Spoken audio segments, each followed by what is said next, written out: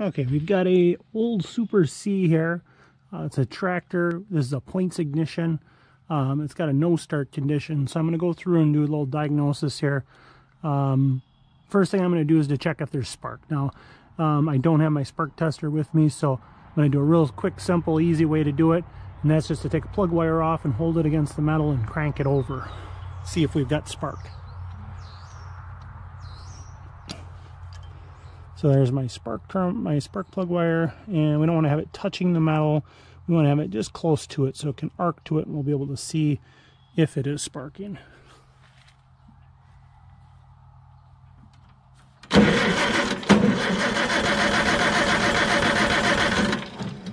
And we've got no spark there. Okay, so the next thing then I'm going to check is with my voltmeter. I'm going to check to see if I've got good DC voltage at my coil. So I'm just going to ground to good engine ground, and then I'm going to try to check the positive side of the coil, and we've got about 6 volts there. And this is the reason this is showing like this is a negative or positive ground 6-volt tractor. So if I go with positive on the ground, there we can see we got about 5.5 volts. The battery's a little bit low on here, but still should be enough to fire the coil. Okay, so then the next thing I'm going to do is I'm going to ground the coil out. And again, remember, positive ground. So, and if we had the lead switched around, we would just have a negative voltage. Make sure I've got a good ground here, and I do. So now I'm going to go on the negative side of the coil and see what I've got. So I've got 1/4 volt there. If the points are open right now, I should have 6 volts. If the points are closed, I should have 0 volts. So that's a little bit of a hint to me that we probably have an issue with our points since we have 1/4 volt there. But I'm going to crank it over, and what I should see is when the points close, I should go down to 0 volts, and the points open, I should have 6 volts on the negative side of the coil.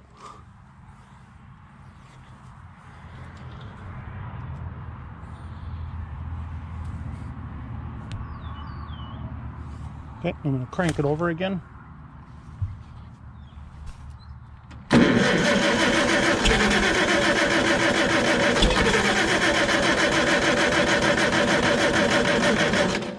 Okay, and we see we don't really have any fluctuation there, which tells me that the points are stuck closed probably, or there's something that's shorted closed on that circuit. Okay, now with the coil, or the distributor cap rather, removed, we can see the inside of the distributor.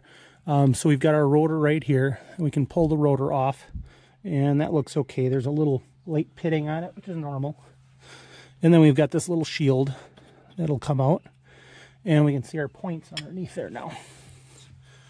Okay, and what we're looking for, and okay, so we can see our points in here. Right here are our contacts that should be opening and closing as this cam in here rotates around on the distributor. So when it opens, that shuts the coil off and fires the spark. When it closes, that charges the coil. So we have to have it opening and closing. And since we had only 1/4 volt there, and it never went to 6 volts, that tells me it's probably staying closed. So I'm going to crank it again. And we can see that never opened up at all. Okay, so chances are what the problem is, I'm going to turn the fan here and rotate the engine. So there's a little rub block here that has to ride on that cam and open up the points. Okay, and that's worn down. Probably should have a set of points put in it, but we can actually make a points adjustment on this to get it at least to run. So normally, I don't have the specs off the top of my head on this tractor, but around 20 thousandths is usually a pretty close gap.